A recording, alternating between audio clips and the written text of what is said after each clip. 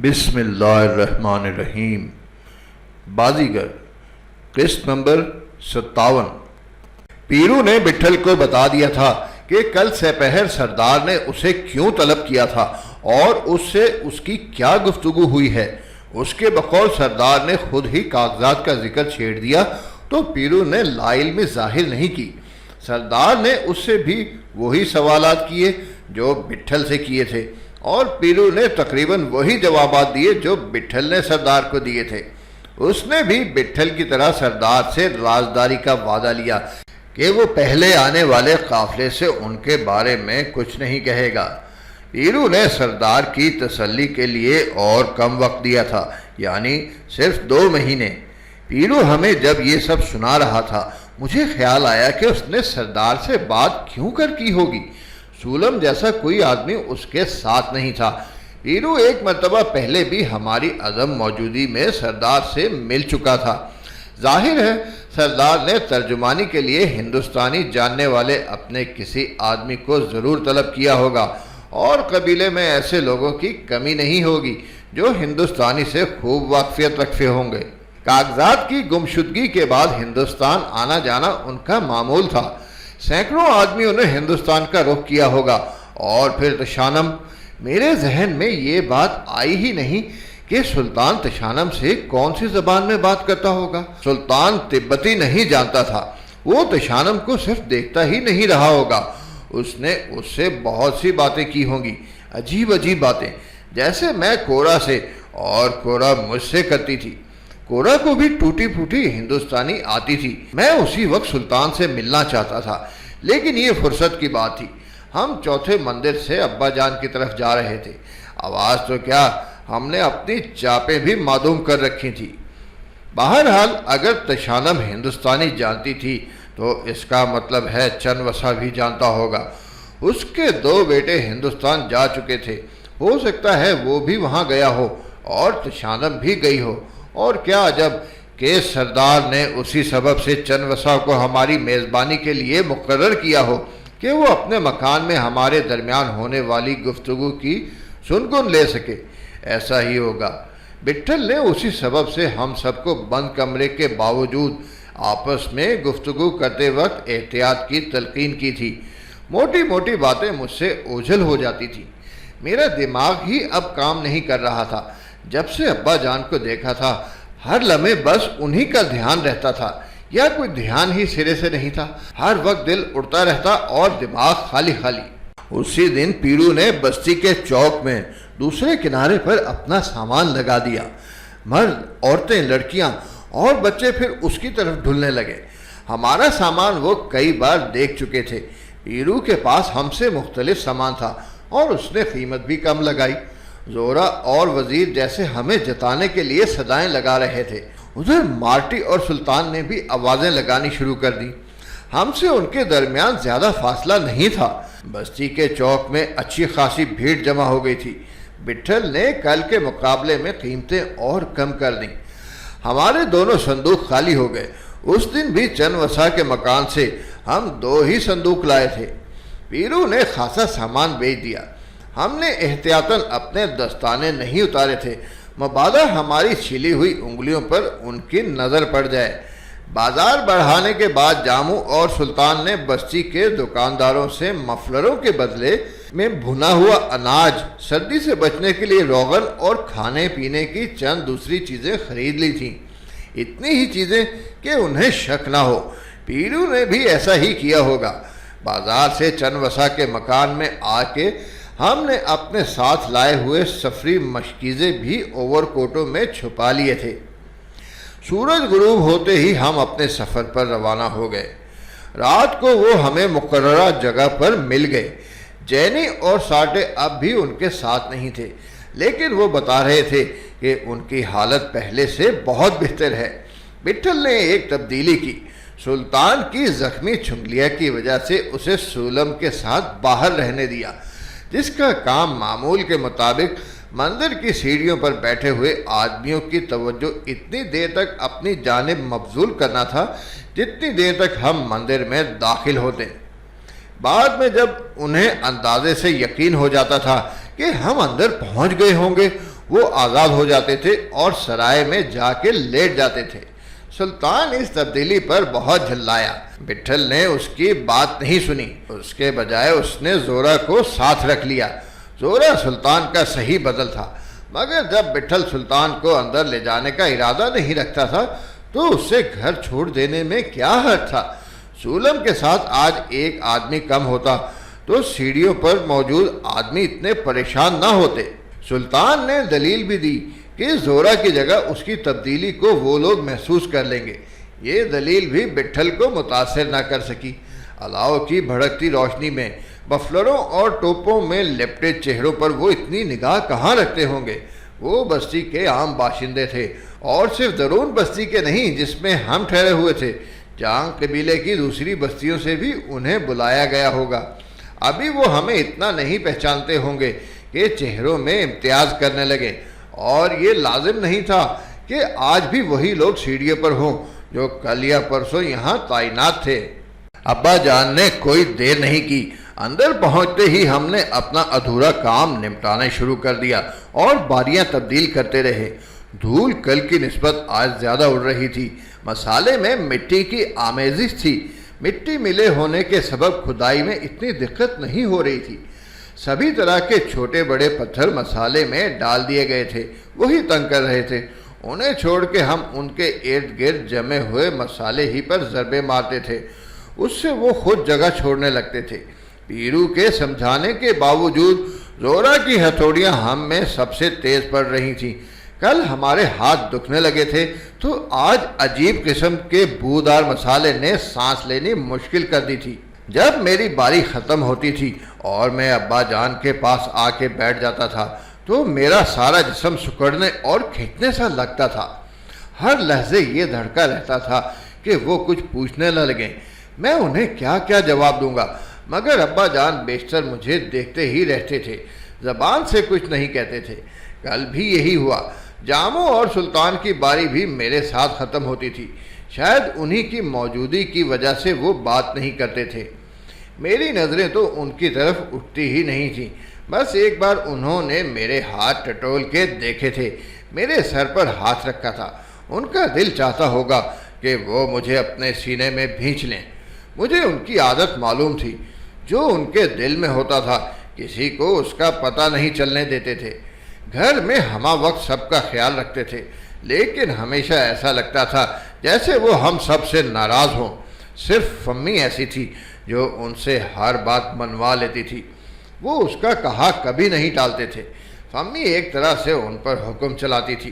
ہمیں اگر کوئی فرمائش کرنی ہوتی تو ہم فمی ہی کے ذریعے ابا جان سے کہلواتے تھے۔ گیا میں صبح سویرے میں ان کے ساتھ ٹہلنے کے لیے جاتا تھا تو مجھ سے بس پڑھائی وغیرہ کے متعلق پوچھتے تھے، مگر ایک دفعہ جب جہانگیر کوٹھے سے گر گیا تھا اور بے ہوش ہو گیا تھا تو ابا جان تین حکیم ڈاکٹر بلا لائے تھے۔ مسلسل 2 راتیں اس کے سرانے بیٹھے رہے تھے۔ جب تک جہانگیر کو ہوش نہیں آ گیا وہ اس کے پاس سے نہیں اٹھے۔ ان کے قریب بیٹھ کے مجھے گھر یاد آنے لگتا تھا، اور کبھی تو ایسا معلوم ہوتا تھا جیسے میں گھر ہی میں بیٹھا ہوں اور میں بہت چھوٹا ہو گیا ہوں۔ چوکی والے کمرے میں امی جان پان لگا رہی ہیں، ابا جان ہوں ہاں کر رہے ہیں اور امی انہیں سارے جہان کی باتیں سنا رہی ہیں۔ اب نہ وہ گھر رہا نہ امی تھیں، وہ سب خواب کی طرح گزر گیا۔ ممکن ہے مجھے دیکھ کے ابا جان بھی یہی سوچ رہے ہو، کاش میں ان کا دل پڑھ سکتا۔ کئی گھنٹے گزر چکے ہوں گے۔ ہم نے کوئی 2 فٹ اندر تک دیوار کھود لی تھی، ابھی تک اس میں سے کوئی چیز برآمد نہیں ہوئی تھی۔ ابا جان ہی کو معلوم تھا کہ ابھی کتنی کھدائی کرنی پڑے گی، اور ہم نے ان سے پوچھنے کی ضرورت نہیں سمجھی تھی کیونکہ وہ دیکھ ہی رہے تھے۔ جب تک وہ منع نہ کر دیں ہمیں کھودنا ہی تھا۔ پانی ساتھ لانے سے بہت فائدہ ہوا۔ حلق میں گرد زیادہ ہو جاتی تھی تو ہم کلیاں کر کے منہ صاف کر لیتے تھے۔ ہم سے غلطی ہو گئی، کسی طرح ایک کیتلی لے آتے تو چائے بھی بن جاتی۔ فنجان جیب میں آسانی سے چھپائے جا سکتے تھے، اور چائے کی پتی بھی۔ خشک لکڑیاں راستے ہی میں چنی جا سکتی تھیں۔ کیتلی لانا البتہ مسئلہ ہوتا، لیکن اس کا بھی کوئی حل نکالا جا سکتا تھا۔ باری ختم ہونے پر ہم خشک میوہ ٹونگنے لگتے تھے۔ ہم نے کوئی 8 فٹ کھدائی اور کی ہوگی کہ ابا جان ہمیں روک کے دیوار کا غور سے جائزہ لینے لگے اور انہوں نے چھینی ہتھوڑی اپنے ہاتھ میں لے کے فوراً آہستہ آہستہ ضربیں لگانا شروع کی۔ وہ اتنی احتیاط سے ہاتھ چلا رہے تھے جیسے پتھر تراش رہے ہوں، کسی مورتی کے خد و خال اجاگر کر رہے ہوں یا کسی چیز کے پرت اتار رہے ہوں۔ ہم چند منٹ تک پوری توجہ سے انہیں دیکھتے رہے، پھر ہم نے انہیں ہٹا دیا اور ان کے بتائے ہوئے طریقے پر چھینیاں پیوست کرنے لگے۔ ان کی بات کچھ سمجھ میں آ رہی تھی۔ ابا جان کو اندر ضرور کچھ نظر آ گیا ہوگا۔ اس خیال سے سبھی کے ہاتھ پیر پھولے جاتے تھے کہ ہماری محنت ضائع نہیں جائے گی۔ ابا جان نے صحیح در پر نشان لگایا ہے۔ 18 دروں میں یہ دوسرا در ہے جہاں کچھ چھپا ہوا ہے۔ ہم مٹی کھریدتے، مسالہ کوریدتے اور پتھروں کو ہاتھ ہی سے نکالنے کی کوشش کرتے رہے۔ وہ دیوار کا نچلا حصہ تھا، فرش سے کچھ اوپر۔ میں، جامو اور زورا دیوار پر تھے کہ زورا اچھل پڑا۔ ابا جان، پیرو، وزیر اور بٹھل سب اس کی طرف دوڑ پڑے۔ زورا کی لگائی ہوئی چھینی اندر تک چلی گئی تھی۔ یقیناً ادھر کوئی خول تھا۔ ان کے کہنے پر ہم نے اسی جگہ آہستہ آہستہ ہتھوڑیاں ماری اور ایک سوراخ بن گیا۔ سوراخ میں ایک بڑی میخ ڈال کے ابا جان نے اسے ادھر ادھر گھما کے دیکھا۔ میخ کسی چیز سے ٹکرائی تھی۔ ہم نے سوراخ اور چوڑا کر دیا، اتنا چوڑا کہ ہم اندر جھانک کے دیکھ سکیں۔ پہلے ابا جان ہی نے اپنی چھوٹی بیٹری کی روشنی میں جھانک کے دیکھا۔ جب وہ ہٹے تو ان کے ہونٹ پھڑپھڑا رہے تھے اور آنکھوں میں جیسے قمقمے روشن ہو گئے تھے۔ انہوں نے بیٹری بٹھل کے ہاتھ میں تھما دی۔ ہم سب نے اسے دیکھ لیا تھا اور میخ ڈالنے کی گنجائش کا بھی اندازہ کر لیا تھا۔ زورا نے سوراخ اور بڑا کر دیا اور اس میں میخ ڈال کے دیوار کو اپنی جانب زور سے جھٹکا دیا۔ کھدتے کھدتے دیوار کا ایک حصہ بہت پتلا اور کمزور ہو گیا تھا۔ زورا کے ایک ہی جھٹکے میں ٹوٹ گیا اور خول میں رکھا ہوا مٹی کا ایک بڑا برتن نمایاں ہو گیا۔ سب کی سانسیں ایک دم بند سی ہو گئی تھیں۔ ایک دوسرے کے پہلو سے چمٹے ہوئے لمحوں تک ہم اسے خیرہ کن نظروں سے دیکھتے رہے۔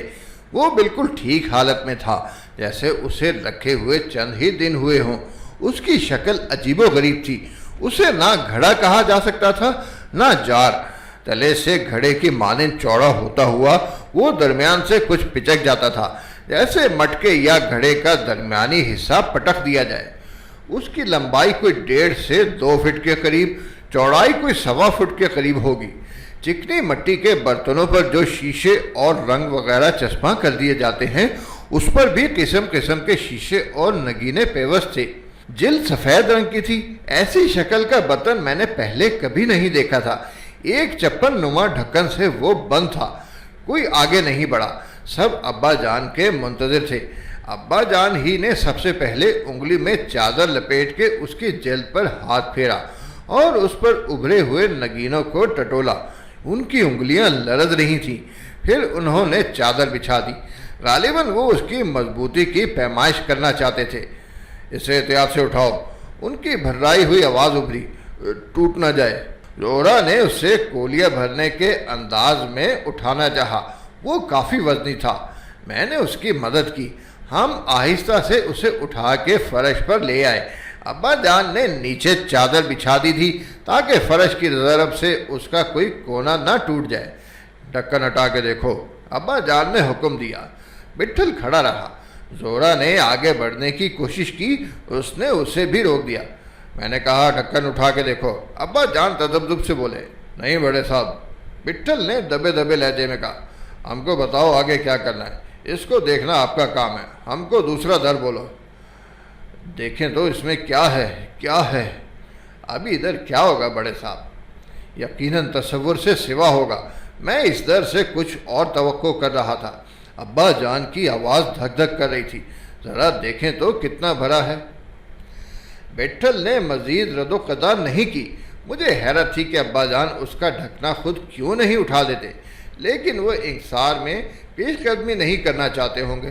جن لوگوں نے اسے نکالا تھا وہ انہی کو موقع دینا چاہتے ہوں گے۔ بٹھل کو بہت اندر ہاتھ نہیں ڈالنا پڑا، وہ لبالب تھا۔ ہاتھ نکال کے بٹھل نے مٹھی کھولی تو اس کی ہتھیلی پر بہت سے پتھر جگمگا رہے تھے۔ بٹھل نے اپنا ہاتھ ابا جان کے آگے پھیلا دیا۔ ہم سب انہیں دیکھنے اس کے گرد جمع ہو گئے تھے۔ بٹھل کی ہتھیلی پر ستارے ہو گئے تھے۔ ابا جان مختلف دانے اٹھا اٹھا کے انگلیوں میں تولتے اور سر ہلاتے رہے۔ مبارک ہو بڑے صاحب، بٹھل مسکراتے ہوئے بولا۔ اس کے ساتھ سبھی نے یک زبان ہو کے انہیں مبارکباد دی، صرف میں چپ کھڑا رہا۔ ابا جان نے زبان سے کچھ نہیں کہا۔ بٹھل کا بازو پکڑ کے ایک نظر اسے دیکھا اور بولے، آپ نے اسے دیکھا؟ ہاں بڑے صاحب، بٹھل نے متان سے کہا۔ اندازہ کر سکتے ہیں حاکم سیانگ کے پاس کتنا بڑا ذخیرہ تھا۔ بے شک بدھ راہب بھی کچھ ذخیرہ اپنے ساتھ لائے تھے، مگر وہ اتنا نہیں ہوگا۔ اس محل کی بناوٹ، اس کمرے کی سجاوٹ سے اس زمانے میں جانگ قبیلے کی خوشحالی کا اندازہ لگایا جا سکتا ہے۔ اس میں بیشتر حاکم سیانگ کا جمع کیا ہوا ہے۔ بٹھل نے ہیرے دوبارہ برتن میں لوٹ دیے۔ ابھی وقت ہے بڑے صاحب، اگلا در بولو۔ اگلا در ابا جان کہیں کھوئے ہوئے تھے، بٹھل کی آواز پر چونک پڑے۔ میں اسی کے بارے میں سوچ رہا ہوں، ذہن میں کچھ تازہ کرنے کی کوشش کر رہا ہوں۔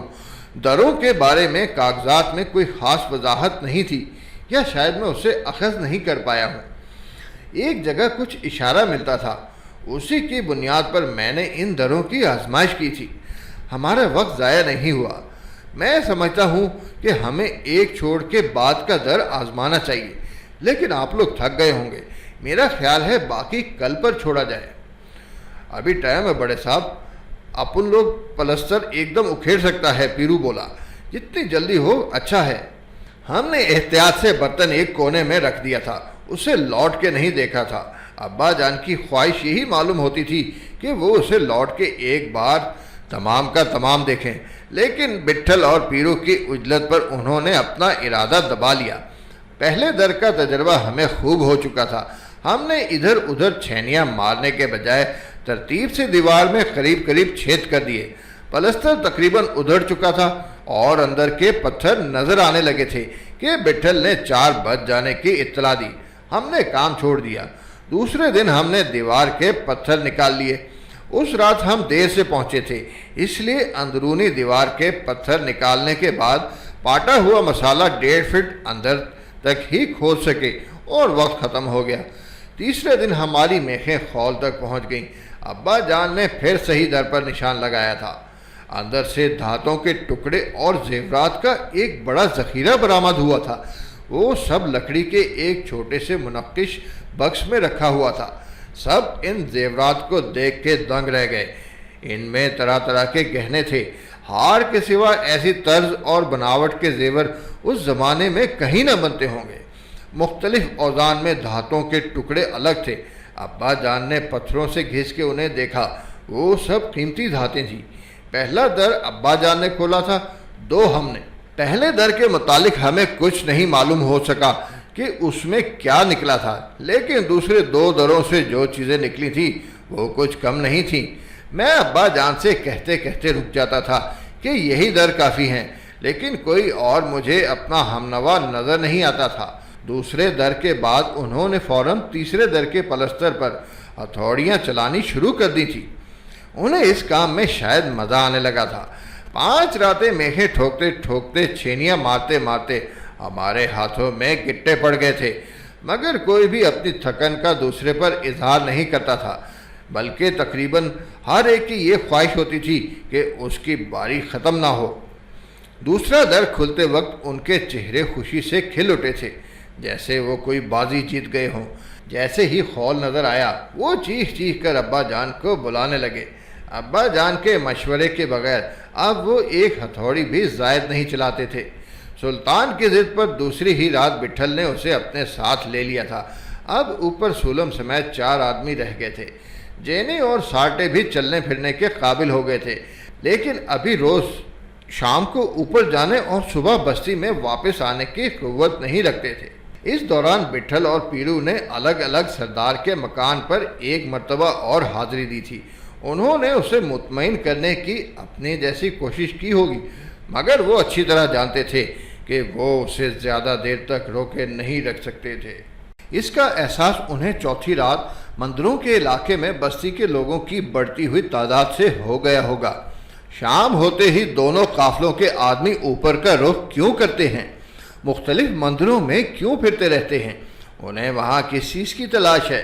क्या वहाँ उनके कुछ और लोग भक्षुओं के बहरूप में छुपे बैठे हैं, या वो किसी आदमी की जुस्तजू में उधर जाते हैं जो उनके ख्याल में कागजात लेके इधर आ गया या आया ही चाहता है?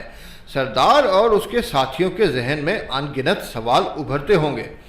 उसने एक बार अचानक हमारे 3 आदमियों को यरगमाल बनाने का फैसला इसीलिए कर लिया था कि उसे इन सवालों के जवाब जानने की बेचैनी थी। किसी वक्त भी वो ऐसा ही कोई और फैसला फिर कर सकता था।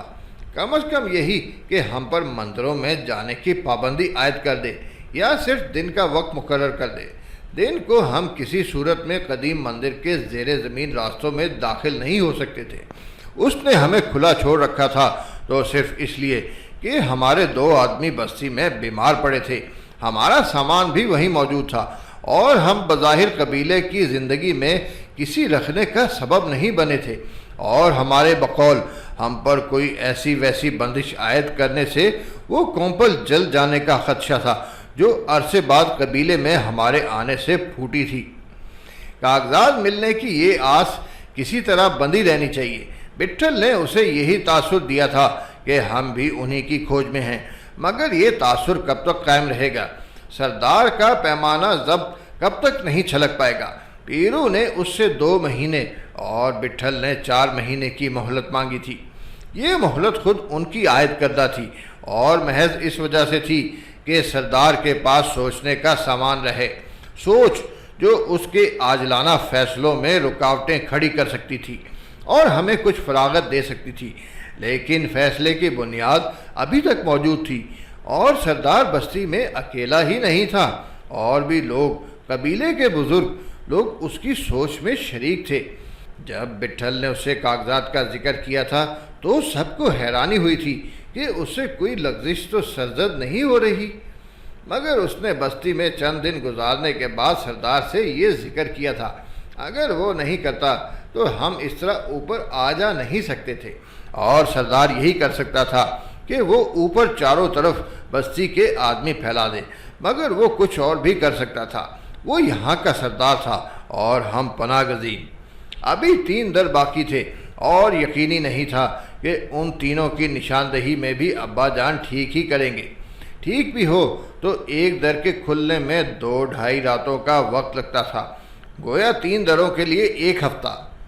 मज़ीद 1 हफ्ते तक हम ऊपर जाते और वापस आते रहेंगे और सरदार अपने आदमियों से हमारी सरगर्मी की इत्तलात सुनता रहेगा। अगर हम किसी गलत दर पर हथौड़ियाँ चलाने लगे और बाकी 3 दर सबसे आखिर में नमूदार हुए तो 1 महीना भी लग सकता था। अगर हम अपने तमाम आदमी ऊपर ले जाते तो 2 दरों पर बैक वक्त काम कर सकते थे। हम सब वहीं बंद हो जाते और दिन रात वहीं रहते तो चंद दिन लगते। मैं बिट्ठल से कहना चाहता था कि यही एक तदबीर सबसे बेहतर है। जेने और साटे भी ठीक हो चुके हैं। 1 रात पानी और खाना लेके हम सब बंद हो जाएंगे, वो हमारा सुराग कभी नहीं लगा सकते। 3 दिन तक हम शबो रोज़ मेहनत करके सारे दर खोल लेंगे, हो सके तो कुदालें भी साथ ले आएंगे। उसके बाद जो होगा देखा जाएगा। हम अपना काम तो किसी तौर ख़त्म कर ही लेंगे और हमें बार बार ऊपर नहीं आना पड़ेगा। 3 दिन बाद रात के अंधेरों और धुंध में हम बरामद होंगे तो किसी तरफ भी निकल जाएंगे। चलते रहेंगे और जल्द से जल्द उस इलाके से दूर होते रहेंगे। नीचे रखे हुए सामान पर खाक डाली जाएगी। जितना कुछ हम बेच चुके हैं और जितना और बेच सकते हैं, उसी से हमारे पास इतने रुपए होंगे कि हम आगे किसी मंजिल पर जाके नए कुली और सामान मुहैया कर लेंगे।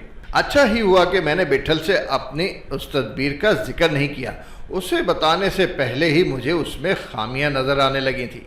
बिट्ठल सुनता तो शायद बहुत हंसता। ऊपर जाने के बाद 3 दिन तक हम बाहर नहीं निकलेंगे तो वो अपनी सारी आबादियां ऊपर ले आएंगे। उनके पास बेहतरीन किस्म के याक हैं, जिनकी आंखों पर पट्टी बांधी जाए तो भी रास्ते उन्हें नज़र आते हैं। बारिश, बर्फानी तूफ़ान वगैरह का कोई भरोसा नहीं है। چھولداریوں، وافر غذا اور دوسرے سامان کے بغیر ہم کتنی دور جا سکیں گے؟ ایک در کا خزانہ ابا جان کے کہنے کے مطابق وہ ایک محفوظ جگہ منتقل کر چکے تھے۔ دوسرے دروں کا خزانہ ہم نے بس اس کی قدر و قیمت کا اندازہ لگانے کے لیے چھو کے دیکھا تھا، اور وہ بھی ابا جان کی خواہش پر۔ جہاں تک میرے سامنے کی بات ہے، کسی نے ابا جان سے اس کی منتقلی کے بارے میں نہیں پوچھا تھا۔ اصولاً وہ بھی انہیں اسی مخصوص جگہ پہنچا دینا چاہیے تھا۔ کاغذات سے ابا جان کو تمام دروں سے ملنے والے ذخیرے کا تھوڑا بہت علم ہوگا، اور انہوں نے اسی اعتبار سے اس کے لیے کوئی بہت ہی محفوظ اور گنجائش کی جگہ ڈھونڈی ہوگی۔ مگر کیا وہ پہلے سارا خزانہ اسی جگہ پہنچانے کا ارادہ رکھتے تھے، یا سارے در کھولنے کے بعد ان کا ذخیرہ اس کمرے میں کھلا رکھنے کا خیال تھا، کیونکہ وہ یہ تمام ہرگز اپنے ساتھ نہیں لے جا سکتے تھے۔ ایک بھکشو زادے راہ میں یہ انبار نہیں لیے پھرتا، وہ تھوڑا تھوڑا ہی ہندوستان منتقل کر سکتے تھے، زیادہ سے زیادہ ایک در سے نکلنے والے ذخیرے کے بقدر، اور یوں وہ قدیم مندر میں اپنی تلاش کی ہوئی محفوظ جگہ پر اتنا اعتبار نہیں کر سکتے تھے کہ تمام کا تمام پہلے وہاں پہنچا دیں اور اس میں سے تھوڑا تھوڑا نکال کے ہندوستان لے جاتے رہیں، اور ہندوستان کا طویل دورہ کر کے واپس آئیں تو اس جگہ پر کسی کی نظر نہ پڑ سکے۔ یہ بے احتیاطی ابا جان سے ممکن نہیں تھی۔ تمام در ایک ہی بار کھولنے سے یہ اطمینان ہو جاتا تھا کہ اب بار بار زحمت نہیں کرنی پڑے گی۔ دوبارہ خزانے کی دوسری قسط لینے ہندوستان سے آئیں تو صرف آنا اور لے جانا ہی رہ جائے گا، اور اس طرح کل ذخیرے کا بھی اندازہ ہو جاتا تھا۔ ہمارے شامل ہونے کے بعد صورتحال کچھ بدل گئی تھی۔ اب وہ تنہا نہیں تھے، تمام دروں کا ذخیرہ ایک ساتھ لے جایا جا سکتا تھا، مگر کہاں؟ سرنگوں سے براہ راست یا ابا جان کی محفوظ جگہ سے؟ وہ محفوظ جگہ کہاں ہے؟ ظاہر ہے قدیم مندروں سے زیادہ دور نہیں ہوگی، یا ہو بھی سکتی ہے۔ ہم قدیم مندروں سے اپنے سروں اور کندھوں پر لاد کے کیسے برآمد ہوں گے؟ ہر طرف قبیلے کے آدمی بیٹھے ہوئے ہیں۔ سوچتے سوچتے میرا دماغ پھٹنے لگتا تھا۔ ابا جان تک پہنچنا، در کھودنا مجھے اتنی بڑی بات نہیں معلوم ہوتی تھی جتنا دروں سے نکلا ہوا ذخیرہ اپنے صندوقوں میں منتقل کرنا اور بستی سے بخیریت دور ہو جانا۔ ہو سکتا ہے ابا جان اور بٹھل کے درمیان کوئی بات ہوئی ہو۔ بہرحال دونوں دروں کی دولت وہیں پڑی رہی، اسے ابا جان نے پہلے در کی مانند منتقل نہیں کیا۔ جواہر کا برتن اور زیوروں کا صندوق دونوں کمرے کے ایک گوشے میں رکھ دیے گئے تھے، اور تیسرے در کی کھدائی شروع کر دی گئی تھی۔ بٹھل نے سردار سے ایک بار کنایتاً کہا تھا کہ مندروں کے علاقے میں کاغذات سے متعلق کوئی اشارہ مل سکتا ہے۔ بات واضح نہیں تھی، مگر سردار کا ذہن وہاں موجود بھکشوؤں کی طرف جا سکتا تھا۔ گویا وہ بھکشوؤں پر شک کرنا گناہ سمجھتے تھے۔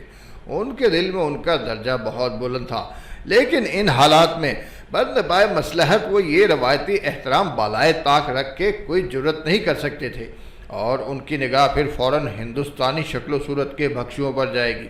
ابا جان اپنے منڈے ہوئے سر، بدلے ہوئے حلیے، تبتی زبان سے واقفیت کے باوجود صاف ہندوستان سے تعلق رکھنے والے آدمی تھے۔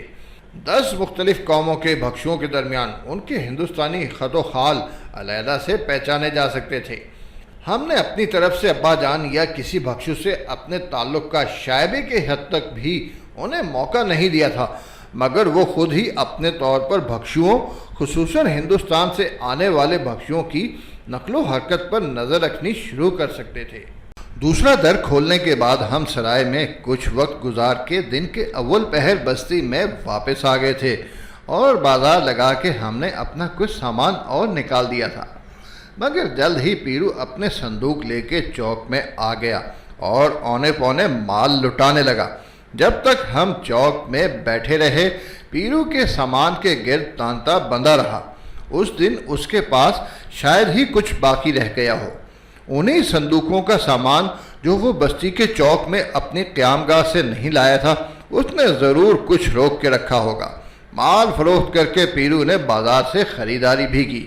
اناج کے تھیلے، چائے، چھینیاں، ہتھوڑی، کدالیں اور دوسری مختلف چیزیں اسی شام ہم اپنے وقت کے مطابق مندروں کے علاقے اور مختلف مندروں میں گھومتے رہے۔ پیرو ہمیں کہیں نہیں ملا۔ ہم قدیم مندر میں بھی تھوڑی دیر کے لیے گئے، ابا جان بھی وہاں موجود نہیں تھے۔ رات گئے ہم سرائے میں آ کے لیٹ گئے اور صبح سویرے بستی میں واپس آ کے سیدھے سردار کے مکان پر پہنچے۔ ہماری آمد بے وقت تھی۔ سردار نے ہمیں اپنے خاص کمرے میں طلب کر لیا۔ اس کی گردن تنی ہوئی تھی۔ اپنے کو پتہ چلا ہے کہ دوسرے قافلے کے کچھ لوگ ادھر بستی سے واپس جا رہے ہیں، بٹھل نے کسی تمہید کے بغیر کہا۔ سردار نے اس بات میں صرف ایک ہی مرتبہ گردن کو جنبش دی۔ وہ کیا بولتے ہیں؟ ہو سکے تو ہم کو بتاؤ۔ سردار چند لمحے چپ رہا، پھر سپاٹ آواز میں بولا، وہ جانا چاہتے ہیں۔ کدھر؟ تم نے پوچھا کہ وہ کدھر جانا چاہتے ہیں؟ ہم نے ضرورت نہیں سمجھی۔ تم نے ضرور پوچھا ہوگا، بٹھل اونچے لہجے میں بولا۔ ایسا نہیں ہوگا کہ تم نے نہیں پوچھا ہوگا۔ تم کو انہوں نے غلط بولا ہو تو یہ دوسری بات ہے۔ تمہارے خیال میں وہ کس طرف جانا چاہتے ہیں؟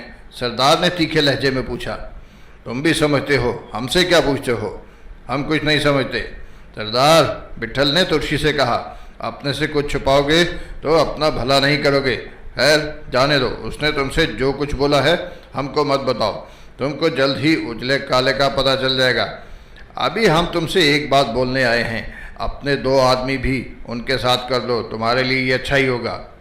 کس کے 2 آدمی؟ سردار تردد سے بولا۔ ہمارے 2 آدمی سمجھو۔ ہم کیا بول رہے ہیں؟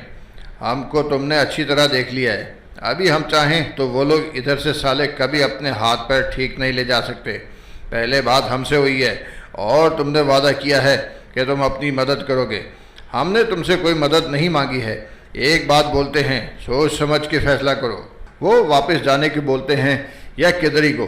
بولو کہ یہ 2 آدمی بھی ادھر جانا مانگتے ہیں، ان کو بھی ساتھ رکھ لو۔ تمہاری بات وہ منع نہیں کریں گے، اور منع کرے تو زور دے کے بولو۔ کچھ ہی دور تک ان کو ساتھ رکھو، جہاں کوئی دوسرا قافلہ ملے ان کو الگ کر دینا، ادھر پھر اپنے آدمی خود نمٹ لیں گے، اور تم کو یہ سب بولنے کی ضرورت نہیں پڑے گی، وہ کبھی منع نہیں کریں گے۔ تم خود کیوں نہیں کہتے؟ تمہاری بات اور ہے، تمہارا اس میں کچھ نہیں جاتا، پر ہم ادھر بھاڑ جھونکنے نہیں بیٹھے ہیں، اپنا بہت کچھ جاتا ہے۔ ہو سکتا ہے اپنا آدمی ادھر سے ان سے پہلے ادھر واپس پہنچ جائے، اس میں تمہارا کیا حرج ہے؟ ہمارا کوئی حرج نہیں۔ پھر کیا ہے؟ بٹھل نے کہا، جیسا ہم بولتے ہیں ویسا ہی کرو۔ وہ سالہ منائے گا، پر ہم جانتے ہیں اس نے تم کو اپنے جانے کا صاف مطلب نہیں بولا ہوگا۔ ہم اپنے آدمی ویسے بھی ان کے پیچھے کر سکتے ہیں، پر راضی خوشی بات بن جائے تو ہمارا تمہارا دونوں کا بھلا ہے۔ سردار نے کوئی جواب نہیں دیا تھا۔ بٹھل نے اس کے جواب کا انتظار بھی نہیں کیا، اس سے اجازت لیے بغیر اٹھ کے چلا آیا۔ اسی دن سفر کے لیے کئی ضروری چیزیں ہم نے بازار سے خریدی اور انہیں گھر میں رکھ کے شام کو ہم پیرو کی قیام گاہ پہنچے۔ سردار نے اسے بلا کے کہہ دیا تھا۔ بستی کے دوسرے لوگ بھی وہاں بیٹھے ہوئے تھے۔ پیرو ہم سے بظاہر بے اعتنائی سے ملا۔ بٹھل نے اس سے اپنے 2 آدمیوں کو ساتھ لے جانے کو کہا تو اس نے بگڑے ہوئے منہ سے قبول کر لیا۔ رات بھر ہم چنوسا کے مکان ہی میں رہے۔ کوئی 7 دن ہو گئے تھے۔ ہم کسی رات بھی سرائے میں 1 گھنٹے سے زیادہ نہیں سو پائے تھے، یا سپہر کو کبھی کسی پہاڑی پر 2-1 گھنٹے۔ سبھی کی آنکھیں اندر کو دھنس گئی تھیں، ڈلوں میں رہ کے درد اٹھنے لگتا تھا اور جسم ٹوٹ سے جاتے تھے۔ چنوسا کے ساتھ رات کا کھانا کھا کے جیسے ہی ہم لیٹے، تن من کا ہوش نہیں رہا، مگر سلطان اس رات بھی دیر تک نہیں سو پایا ہوگا۔ اتنی راتوں بعد اسے تشانم سے بات کرنے کا موقع ملا ہوگا۔ کھانے کے وقت میں نے کئی بار اسے دیکھا تھا۔ اس نے آج خوبصورت کپڑے پہن رکھے تھے اور شرمائی سی لگتی تھی۔ گال اس کے جیسے کچھ اور لال ہو گئے تھے۔